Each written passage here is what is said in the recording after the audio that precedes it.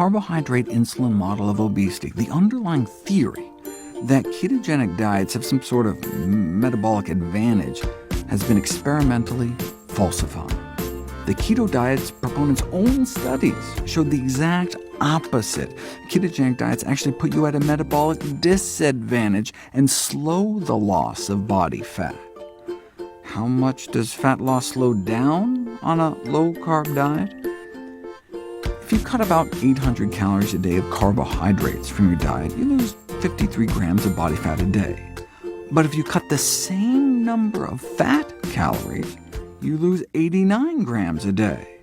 Same number of calories, but 9 pats of butter worth of extra fat melting off your body every day on a low-fat diet, compared to the low-carb diet.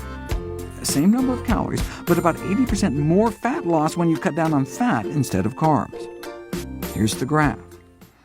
Cut 800 calories from your diet by cutting carbs, and you do lose body fat, but cut out the same number of calories by cutting fat, and you lose even more body fat, 80% more body fat lost.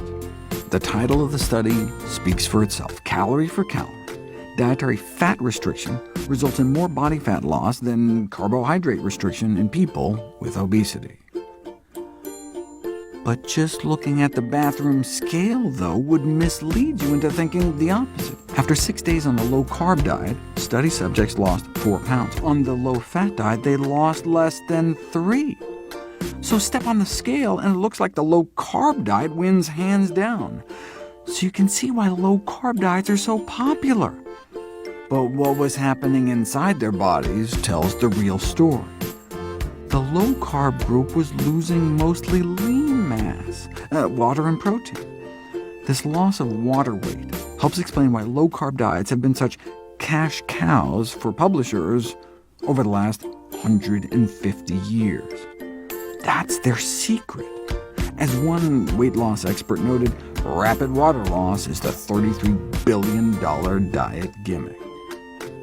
When you eat carbohydrates, your body bulks your muscles up with glycogen for quick energy. Eat a high-carbohydrate diet for 3 days, and you may add about 3 pounds of muscle mass onto your arms and legs. Those glycogen stores drain away, though, on a low-carb diet and pull water out with it.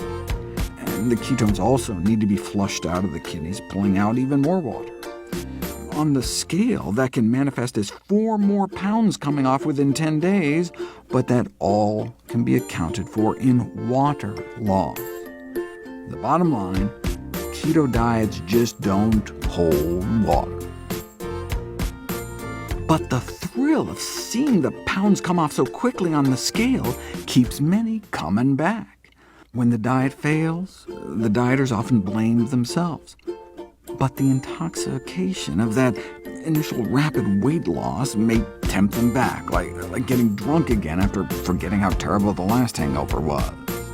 This has been dubbed the false hope syndrome. The diet industry thrives off a repeat customer, something low-carb diets were built for, given that rapid initial water loss. But what we care about is body fat.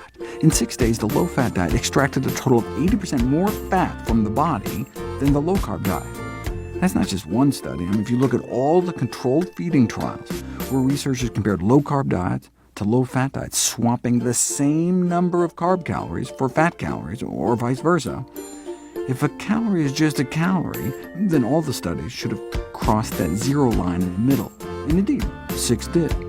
One study showed more fat loss on a low-carb diet, but every other study favored the low-fat diet. More loss of body fat eating the same number of calories.